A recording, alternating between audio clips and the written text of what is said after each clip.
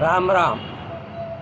एक वेळेस राक्षस भगवान विष्णूकडे गेले आणि त्यांनी तक्रार केली, हे देवा, तुम्ही नेहमी देवाची बाजू घेता आणि आम्हाला तुच्छ मानता, तर असं का?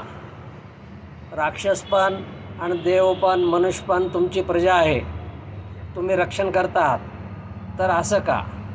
तेव्हा भगवान विष्णू म्हणाले, हे बघा म्हणे, देव जे आहेत ना ते अगोदर दुसऱ्याचा विचार करतात आणि तुम्ही राक्षस फक्त तुमचा विचार करता.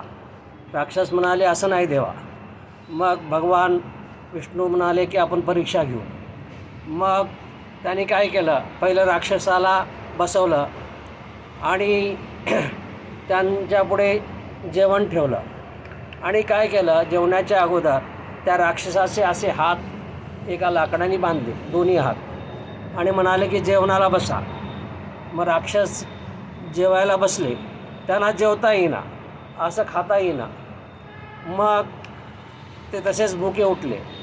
नंतर देवांना जेवायला बसवलं, त्यांचे पण हात बांधले. मग देवानी काय केलं, देव एकाच्या पुढे एक बसले आणि एकाने दुसऱ्याला खाऊ घातलं, दुसऱ्याने यांना खाऊ घातलं. अशा प्रकारे देवानी भोजन केलं.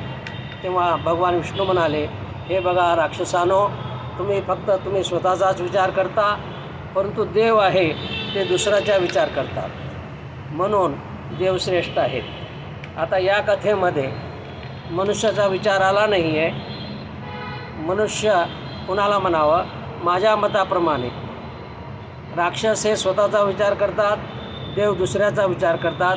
माझ्या मताप्रमाणे मनुष्य जे आहेत ते स्वतःचा पण विचार करतात आणि दुसऱ्याचा पण विचार करतात. जर देव बनता नाही आलं तर राक्षस बनू नये, मानव बनण्याचा प्रयत्न करावा, आपला पण विचार करावा आणि दुसऱ्याचा पण विचार करावा. जय सियाराम.